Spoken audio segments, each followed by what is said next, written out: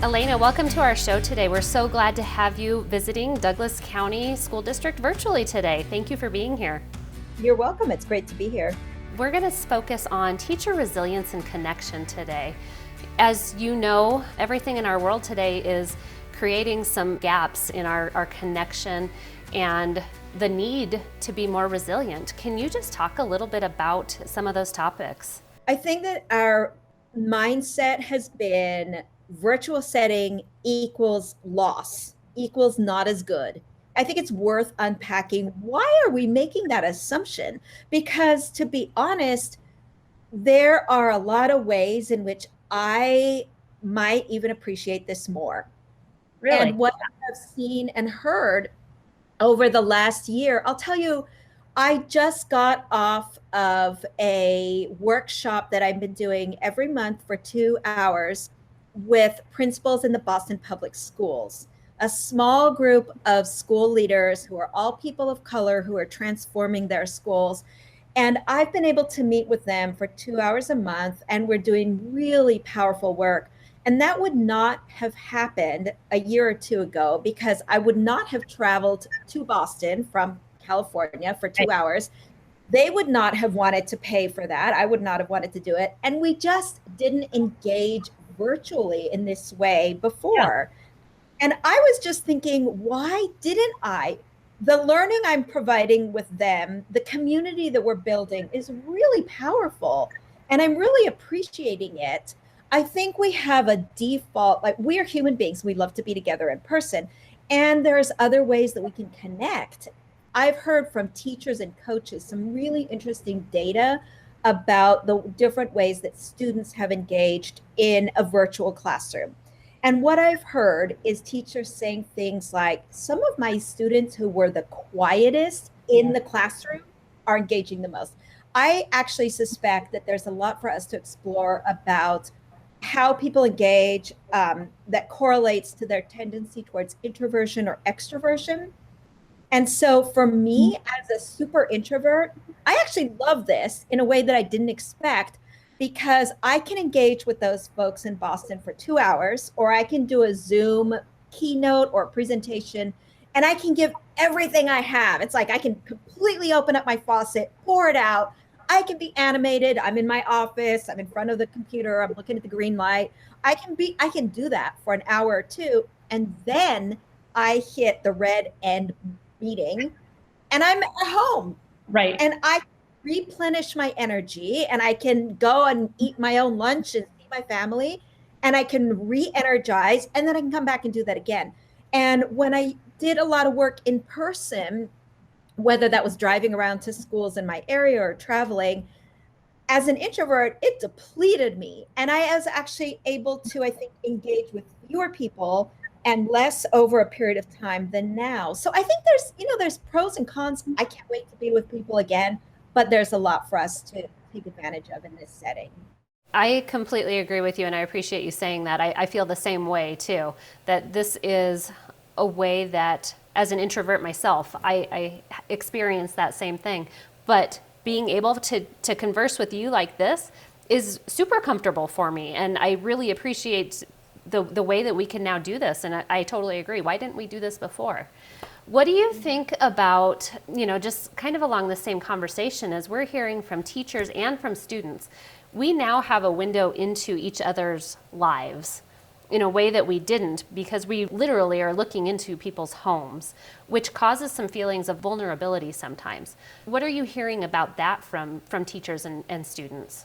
I think that's a really important thing for us to unpack and explore because I think it also raises questions about equity, particularly when we're talking about students, but also when we're talking about teachers and school leaders. And I think it pushes us to think about the public and private domains and the way in which those have been tested or become porous or broken down.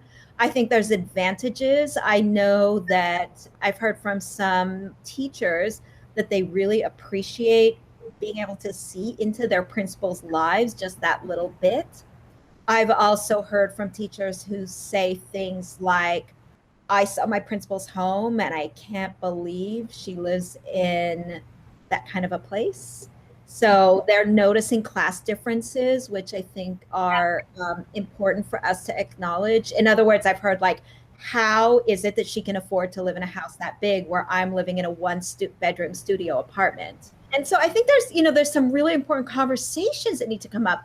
I attended a school board meeting where one of the board members had her infant daughter there, and she was nursing her during the meeting. She said, "This is my life. I can't stop." So, and it was actually incredibly humanizing and beautiful. Right. So I think it's a really interesting thing for us to unpack and explore. But I think that when we think about students, there's some power dynamics that are really important for us to consider. So I was reading through many of your blog posts, and I appreciate that you talk a lot about curiosity as a way to build resilience. Can you talk more about what you mean by that? Sure. Curiosity is probably my favorite emotion to talk about and actually to experience. And I think it's worth unpacking what happens when you feel curious. And so I would actually just encourage you and listeners to pause for a moment and imagine or remember what it feels like to feel curious. And actually to even bring some awareness to the physical memory of being curious. And what comes to my mind is a sensation of softness, openness, sort of almost like a little bit of excitement, like, you're really curious. What is it that, what is it that your partner has brought home for dinner? It's like, it's kind of like, ooh, right? So there's some energy, there's some excitement. That's a bunch of positive feelings. Right. And that it also connects to the feeling of there might be something new, which connects to our desire to learn. And human beings want to learn. We actually really do all the time. We want to learn. And so curiosity, I think of as a portal or a gateway into compassion and empathy, into learning, into changing our minds, into building connections with others, into courage, into growth. Curiosity is like as I said, it's my favorite emotion, to think about how we engage with it as a portal to so much more. Curiosity, as well as all the emotions that I just named, boosts your resilience. And so perhaps this is too simple to sort of state, but the more curious you can feel, the more resilient you're going to be. Should I define resilience? Because I feel like it's one of those terms that's used and that often people have different understandings of.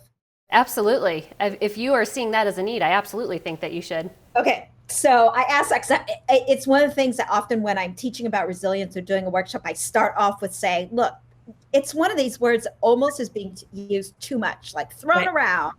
It's a cliche. It's, and I think that's problematic. Resilience is what allows us to get back up after we've stumbled or after a challenge. It's what allows us to get back up and be stronger than we were before. So resilience is about thriving and not just surviving. That's a critical distinction. It's not just how we manage adversity. It's not just how we deal with stress. It's more than that. It's how we become stronger than we were before. It's how we come out of an incredibly challenging experience like a pandemic and say, I learned something. I connected more deeply with myself, with others. I have some lessons that I can apply to future challenges. That is what we're trying to build or cultivate when we're growing our resilience.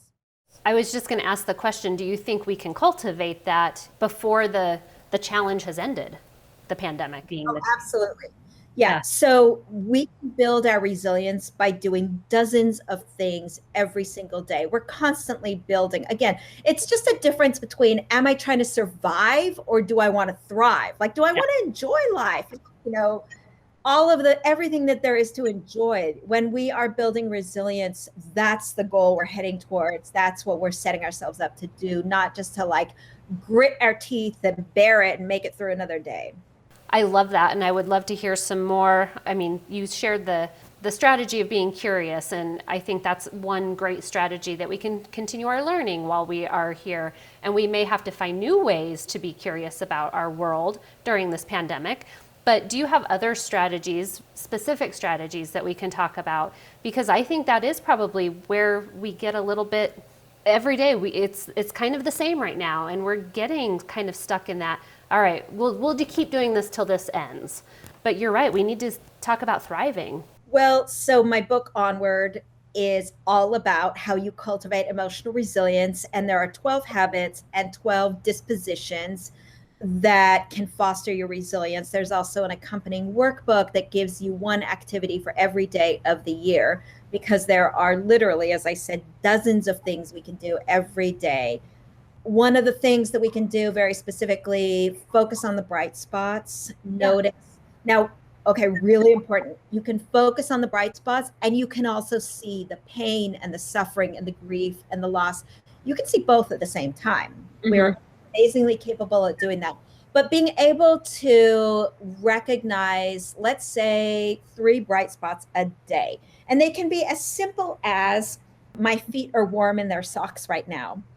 Or, it's sunny today and I am going to take a 15-minute walk in between my obligations today. That's a bright spot. Even just thinking about, I get to go out for a 15-minute walk, is a bright spot.